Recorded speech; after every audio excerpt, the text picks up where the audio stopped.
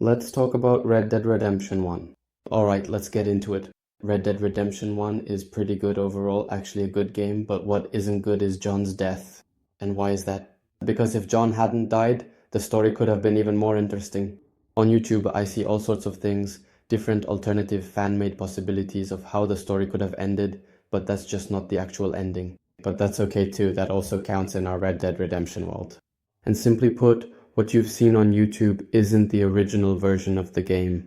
You probably already know this, but John often falls and has a completely different saying than the Dutch. So it's quite good too, you know. I really love that short. And I just wrote there that he should shoot Agent Russ and not jump, but he just didn't.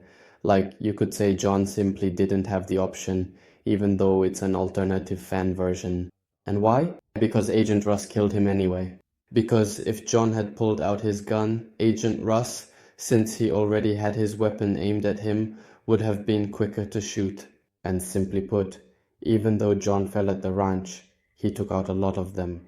His criminal past just had to catch up with him. John, unfortunately, simply died as a direct and unavoidable consequence of his troubled and criminal past, because the law was relentlessly after him, pursuing him for the serious transgressions and numerous offenses he had committed and indeed broken. And to put it quite simply and plainly, John was tragically and brutally shot and gunned down by the determined Agent Russ and his entire contingent of men right there at the secluded and isolated ranch you see overall, a place that became the scene of his ultimate demise.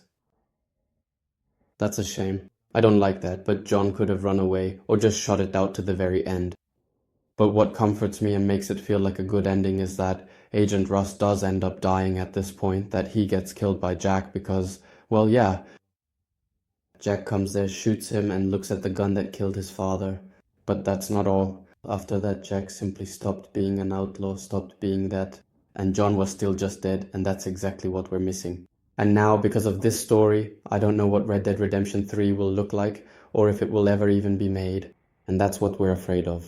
Even though the shooting was good, the bullets, the guns, the ammo too.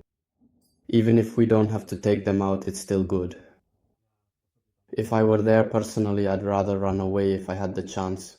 And if I had to stand up to the law, then I'd just go for it with a fight with weapons and all that. But I wouldn't celebrate. The game from